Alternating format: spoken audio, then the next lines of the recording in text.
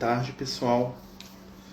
Vamos dar início ao nosso culto do Evangelho no Lar, né, desse domingo abençoado, né, pedindo aí a Jesus que possa nos envolver com muita paz, com muito amor, com muito carinho, né. Todos os domingos aí às 17h30 a gente faz o nosso culto, né, pedindo aí aos companheiros, aos amigos que possam nos envolver, né, em vibrações de paz, de amor, de luz, né. Lembrar que o culto do Evangelho no Lar é um momento muito especial, né, uma oportunidade da gente fazer, né, como dizem aí os companheiros espirituais, a higiene, né, da nossa casa, a higiene espiritual, né, um momento de prece, de reflexão, né, de entendimento, né. Vamos pedir a Jesus aí que possa envolver a cada um de nós nas melhores vibrações, né, as melhores energias, e que consigamos aí, né, dentro do culto, trabalhar, né, o que é necessário para a nossa semana.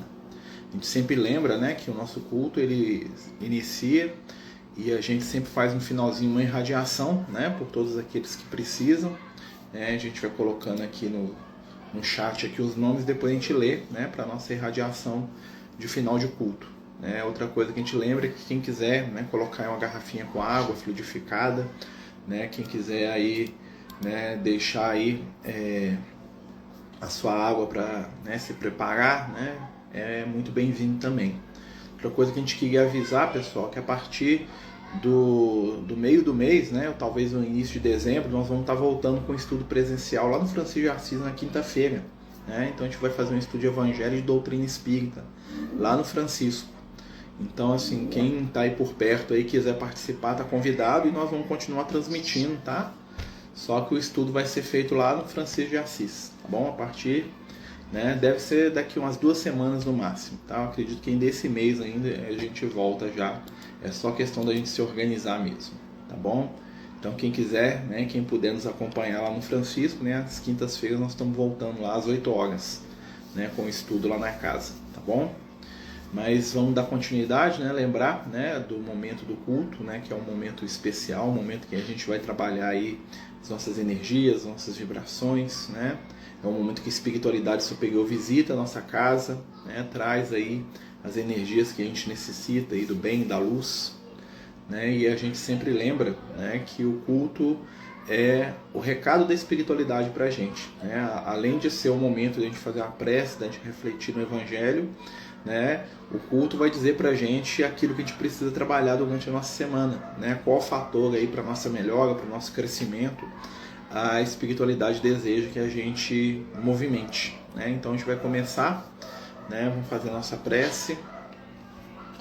Jesus, amigo e mestre, te agradecemos neste momento pelo amparo, pelo carinho, pela semana que tivemos, pelas oportunidades de crescer, de melhorar e aprender. Mestre Jesus, te pedimos também por aquele que amamos, por aqueles que precisam da tua luz, que possamos aprender e compreender a mensagem que a espiritualidade nos traz esta tarde, para trabalhar pelo bem, pela fraternidade, pelo amor. Fica conosco, Senhor, hoje e sempre, que assim seja, graças a Deus. Então, pessoal, né, nós vamos dar início ao nosso estudo, né, e vamos começar aqui com a leitura do Evangelho segundo o Espiritismo, né, então, Allan Kardec, né. A gente vai começar com a leitura aqui, a gente sempre abre ele aqui e deixa que a inspiração da espiritualidade traga aqui, né, o que a gente precisa, né. Quem quiser nos ajudar aí com comentário também pode ficar à vontade, né, escrever, falar aqui pelo Jitsi, tá bom? Vamos lá, ver o que vai sair para nós. Capítulo 19 do Evangelho segundo o Espiritismo, a fé transporta montanhas. Item 6, a fé religiosa e a condição da fé inabalável. Começa assim: do ponto de vista religioso, a fé é a crença nos dogmas particulares que constituem as diferentes religiões. Todas as religiões têm os seus artigos de fé. Sob esse aspecto, a fé pode ser raciocinada ou cega. A fé cega não examina nada, aceita sem controle o falso como o verdadeiro e se choca a cada passo contra a evidência e a razão. Levada ao excesso, produz o fanatismo. Quando a fé repousa sobre o erro, ela se destrói cedo ou tarde. A que tem por base a verdade é a única segura do futuro, porque não tem nada a temer do progresso das luzes, já que é o que é verdadeiro na obscuridade, o é igualmente em plena luz. Cada religião pretende estar na posse exclusiva da verdade. Preconizar a fé cega sobre um ponto de crença. É confessar a ignorância e em se demonstrar que se tem razão. Então aqui o Kardec está trabalhando a ideia, né, da fé cega e da fé raciocinada. O que é a fé cega? Eu acredito porque eu quero acreditar, pronto, acabou. Né? Pode me provar que está errado, que aquilo não existe. Né?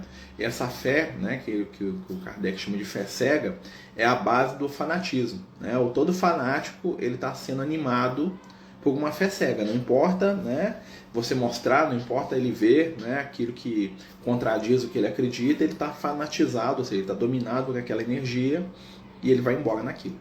Né? A fé cega ela é perigosa. Né? Ao passo que a fé raciocinada, o que é a fé raciocinada? Eu acredito porque eu entendo, ou eu acredito porque eu experimentei. Né? Tem uma coisa que os espíritos falam pra gente, que as questões espirituais elas demandam experiência. Ou seja, eu só acredito naquilo que eu experiencio. Aquilo que eu experienciei é fator de crença para mim. Aquilo que eu não experimentei, eu não acredito. Não faz parte da minha realidade. Né? Então a fé ela vai trabalhar com isso. Né? Então o Kardec ele trabalha muito essa questão da fé raciocinada quando ele fala, né, da importância da ciência. Né? Uma vez um amigo espiritual falou pra gente que a ciência ela nunca vai se tornar religiosa. Né? Ou seja, os cientistas vão chegar a um ponto e falar, oh, Deus existe. Não. Eles vão tocar o espiritual através das ferramentas da ciência. Né? Então eles vão descobrir que existe um mundo espiritual, que existe uma realidade extrafísica pelos meios da ciência e não pelos meios da religião. Né? E vamos lembrar também que religião é diferente de espiritualidade. Né? O Kardec coloca isso aqui bem no início do texto. Né? A religião está ligada a dogmas particulares, ou seja, eu acredito nisso que a igreja ou que a religião da qual eu faço parte defende. Né? Então a religião está sempre ligada ao exterior. É um conjunto de regras ali, ó, né, que são sagradas. A espiritualidade, não. A espiritualidade é a percepção que nós temos de algo que está além. Né, que às vezes a gente não entende muito bem, mas a gente percebe, a gente intui. Né? O fenômeno espiritual é muito mais intuitivo nesse sentido. Né? E aí essa experiência intuitiva se torna uma experiência racional. Tá? Então por isso que a fé... Né? A busca da doutrina espírita, da gente que está na doutrina espírita, é o quê? É uma fé que entende. Então não tem que acreditar em tudo. Né? O próprio Kardec falava isso. No dia que a ciência provar que alguma coisa, né, que a gente fala que está errado, fica com a ciência. Né? Ou seja, a fé da doutrina espírita ela é construída, ela se adapta, né? Ela se aprimora, né? Porque ela não está presa a conceitos enraizados. Ela não está presa a conceitos, ela percebe que o que a gente sabe é parcial. E à medida que a gente cresce, o conhecimento vai se construindo. Hoje nós entendemos muito mais o Evangelho do que aqueles pastores de ovelha que escutavam Jesus. Mas o Evangelho tinha a sua função e a sua percepção para aquelas pessoas simples de 2000 anos atrás. Como teve para o homem da Idade Média, como teve para o homem do século passado, como tem para a gente e como amanhã... No século 21, 22, 23, nós mesmos, renascidos em outros corpos, vamos ter muito mais percepção do que a gente tem hoje. Então a gente não sabe tudo. Né? Ontem a gente estava lá no Amor e Caridade, né, fazendo uma palestra sobre o Nicodemos, né, e a gente estava falando exatamente sobre isso, que a maior sacada do Nicodemos com Jesus foi perceber, né, que ele podia aprender algo mais. Né? Então ele vai atrás de Jesus, que é a luz, para poder aprender, né, para poder sair da ignorância. Né? Porque nós ignoramos muitas coisas. Né? O verdadeiro sábio é aquele que percebe a sua limitação de conhecimento, é aquele que sabe muito pouco, aí ele é sábio. Né? O que se acha detentor de muita informação e muito conhecimento, ele acaba perdido. Né? Então aqui o nosso, vamos dizer assim, o nosso toque que a espiritualidade está dando para a gente é uma reflexão. Será que a minha crença, seja em qualquer questão da minha vida, É uma crença racional ou é uma crença cega? Eu acredito porque eu quero acreditar. Né? Hoje nós vivemos num mundo... A moto sempre passa, Deus abençoe. Hoje nós vivemos num mundo que a verdade está confusa. Né? Porque as pessoas constroem as suas próprias verdades. Né? Então, assim, existe a questão do fato e da opinião. E as pessoas discutem sobre isso muito. Né? Então a gente tem que raciocinar até que ponto aquilo que eu acredito é um fato ou é algo que é a minha opinião, né? Algo que eu gostaria que fosse, né? E isso é um grande sinal aí pra gente, né? Cada um fazer essa análise, né, de intimidade, cada um olhar para dentro de si, né? E a gente aprender a confrontar os nossos pontos de vista com a verdade, né? E não a verdade que o outro traz para mim, que o Marcelo falou, não, é a intimidade da gente, né? Trabalhar e a moto volta, né? Trabalhar, né, os conceitos que são mais profundos, né? E aí nós temos o roteiro e o guia, né? Quem que é o roteiro e o guia? Jesus. Quando eu estiver em dúvida, né, vou pensar o que Jesus faria nessa situação, né? Na situação que eu estou, Jesus ia bater, xingar, agredir? Na situação que eu estou, Jesus ia se comportar de tal ou qual maneira? Como Jesus faria? Né? Como que eu entendo? Né? E isso é muito profundo, isso é algo íntimo, né? Porque a nossa experiência com Cristo é diferente, né? Então o que a gente entende de Jesus vai nos dar um lastro. Por isso que a gente tem que buscar o quê?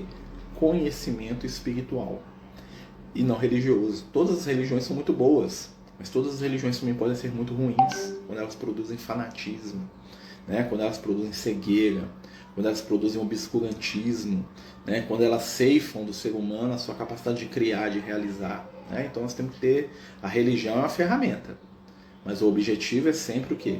Espiritualidade. A gente precisa se espiritualizar, buscar nas vibrações do Cristo o caminho a seguir. Né?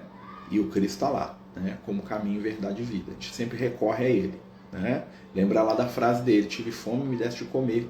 Tive sede, me deste de beber. Estava nu e me vestistes. Doente, foste me visitar. Estava preso e foste me ver. Né?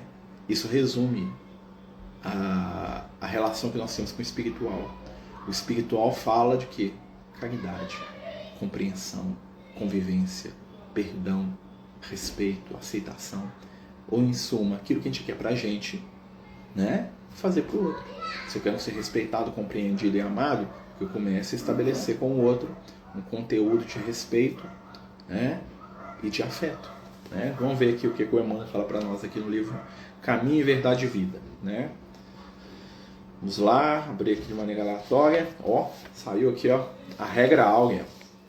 Amarás a teu próximo como a ti mesmo, Jesus. Mateus, capítulo 22, 39. Né? Então o Emmanuel recorta esse trechinho do Evangelho e agora ele vai fazer um comentário para a gente. Né? Vamos lá, com o Emmanuel aqui, o que ele fala para a gente. Incontestavelmente, muitos séculos antes da vinda do Cristo, já era ensinada no mundo a regra áurea, que é fazer ao outro aquilo que você gostaria que te fizesse, né? Trazida por embaixadores de sua sabedoria e misericórdia. Entretanto, importa esclarecer, todavia, que princípio semelhante era transmitida com maior ou menor exemplificação dos seus expositores. Diziam os gregos: não façais ao próximo o que não desejais receber dele. Afirmavam os persas: fazei como quereis que vos façam. Declaravam os chineses: o que não desejais para vós, não façais a outro. Recomendavam os egípcios: deixai passar aquele que faz ao outro o que desejava para si. Doutrinavam os hebreus: o que não quiserdes para vós, não desejeis para o próximo. Insistiam os romanos: a lei, gravada nos corações humanos, é amar os membros da sociedade como a si mesmo. Na antiguidade, todos os povos receberam a lei de ouro, da magnanimidade do Cristo. Profetas, administradores, juízes e filósofos, porém, procederam como instrumentos mais ou menos identificados com a inspiração dos planos mais altos da vida. Suas figuras apagaram-se no recinto dos templos iniciáticos, ou confundiram-se na tela do templo em vista dos seus testemunhos fragmentários. Com o mestre, todavia, A regra áurea é novidade divina, porque Jesus a ensinou e a exemplificou, não com virtudes parciais, mas em plenitude de trabalho, renúncia e amor. A claridade das praças públicas, revelando-se aos olhos da humanidade inteira. Que interessante, né? Então a gente está aqui falando da questão da fé, né? E os amigos espirituais mandam aí através do Emmanuel aí, né? Do segundo texto, uma dica de como trabalhar a nossa fé, né? A regra áurea. Estamos precisando, nesse momento que nós vivemos, de estabelecer a regra áurea, que é fazer ao próximo exatamente o que esperamos receber para nós. Ou seja, uma ação ativa no bem, né? É aquilo que a gente estava falando no estudo, né? Parece que saiu a mesma coisa, né? A gente estava falando aí, saiu o texto, né? É porque os textos do culto do Evangelho lá, a espiritualidade conecta. Você pode abrir na sorte aí que os negócios sempre encaixam, né? Um trem assim, né? Para ver que não existe sorte, né? Existe aí a condução espiritual, né? Os amigos espirituais estão aqui com a gente, né? Mesmo que a gente não perceba, né? Às vezes a gente não tem uma mediunidade ostensiva, aquela coisa toda, né? E isso não é o mais importante, tá? Os amigos espirituais falam que o verdadeiro médium é aquele que trabalha no bem, né? Que é aquele que se envolve no bem, né? Que se torna transmissor da luz e do afeto, né? E aí a espiritualidade dá a dica pra gente. Nós temos que fazer mais pro outro que a gente quer receber. Menos briga, menos ressentimento, né? A gente tem que perceber que nós todos somos irmãos, inclusive quem pensa diferente da gente é nosso irmão também. É um ser que vai conviver com a gente aí durante muito tempo, né? E que vai nos ensinar e que nós temos que aprender a amar. A regra do Cristo é o amor universal. Então aqueles que se detestam vão ter que aprender a se amar em determinado momento, não importa. As nossas diferenças, elas vão continuar existindo, mas enquanto a gente se perder no ressentimento e querer exterminar aquele que pensa diferente da gente, né? Porque tem gente que quer exterminar fisicamente, tem outros que querem exterminar moralmente, né? Desqualificar o outro pelo que ele acredita, pelo que ele é, né? Vamos tomar cuidado com isso. Estamos num momento que nós precisamos trabalhar a fraternidade. As armadilhas do mal são nos convencer que ele é o único caminho.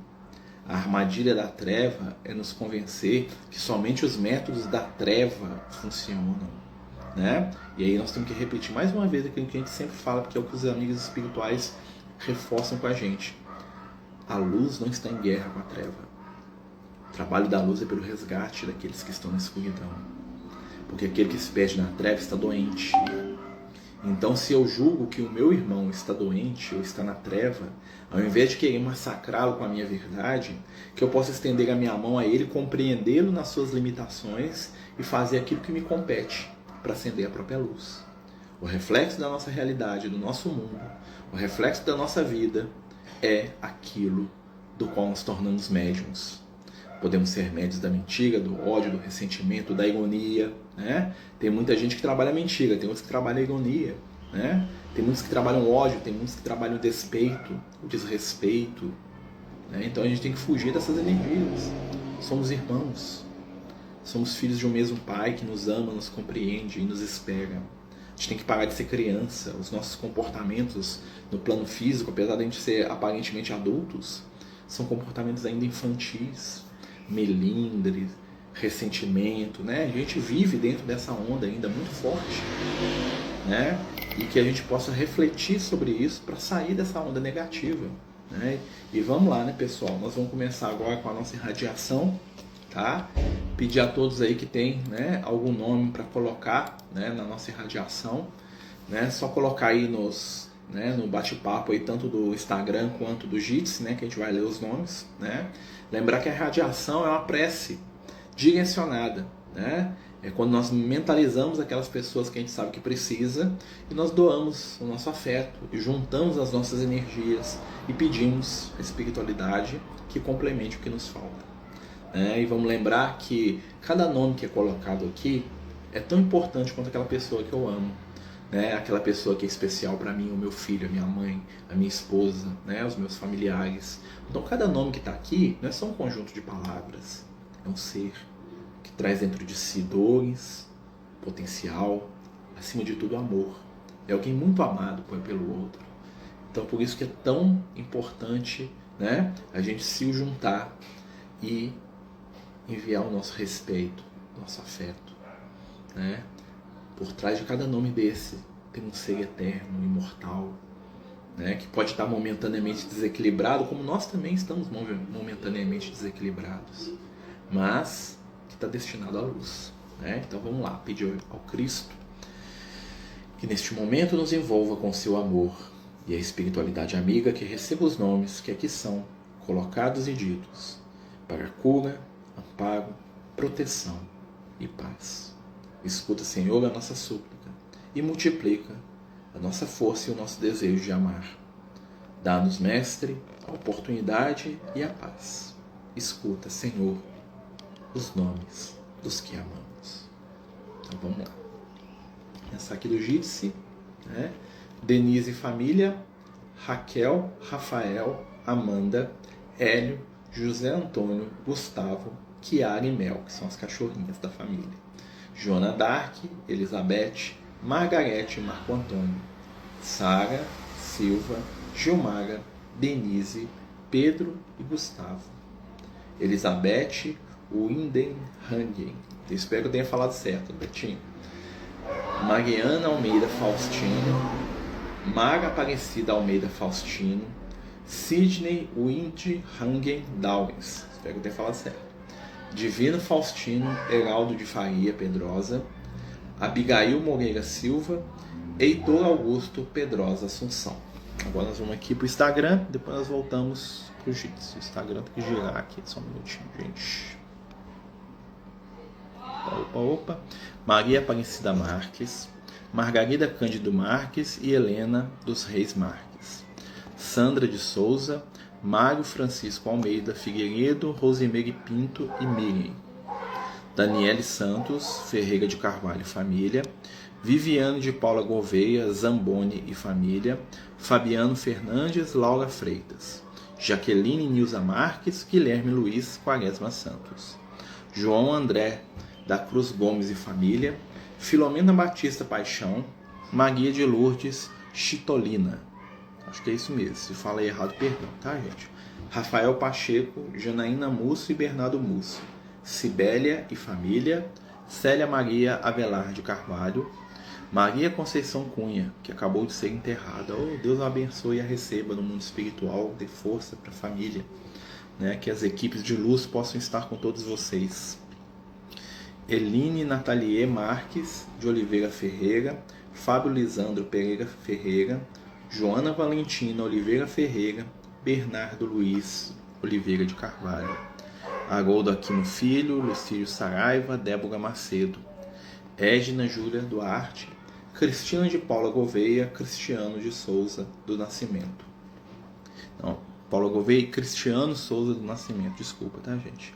Marina dos Matos Azorla, Victor de Matos Arzola, Ana Maria Matos, Nessos Cachorrinho, Regiane Júlia, Antônio Castro Neto, Fernanda Miguel, Maria Santos Ferreira, desencarnada, Maurício Eduardo de Carvalho, Jairo Matos, desencarnado, pelo povo brasileiro, né? Nós estamos precisando, né? Clerton Marques, desencarnado. Nós estamos pedindo aí por todos esses nomes, né? Que Jesus possa nos dar força e entendimento, né? Aqui mais um nome, Antônio Sá Alves da Silva, né? Que cada um desses irmãos, dessas irmãs, que são seres muito especiais, né? Únicos, amores são sempre únicos, possam receber neste momento aí vibrações de paz, de amor, de luz, né? Que a gente possa manter nosso equilíbrio, né? Diante dos momentos de prova, de dificuldade, e nos lembrar, né? Que acima de tudo reina o Cristo, e tudo que acontece, né? Está debaixo da vontade do Senhor, né? E que Jesus permite, né? E que Jesus sabe acima de tudo, e que aquilo que muitas vezes a gente não compreende, né? Que a gente olhe para o Cristo e busque discernimento, o amor, a luz. Meus amigos, a gente agradece a todos, né? Pede a Jesus aí que possa nos abençoar, né? Nos envolver aí com muita paz, muita luz, né? E que Deus nos abençoe aí mais um mês que se inicia, né? Esse mês de novembro aí, esse final de ano, tá certo? Muito obrigado mais uma vez. Boa noite. Fiquem em paz. Jesus nos abençoe.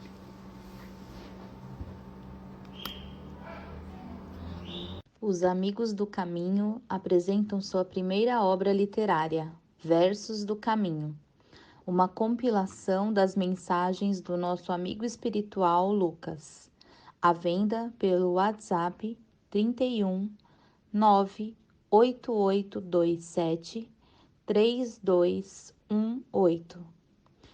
Toda a renda será destinada para o projeto Neurodiversos.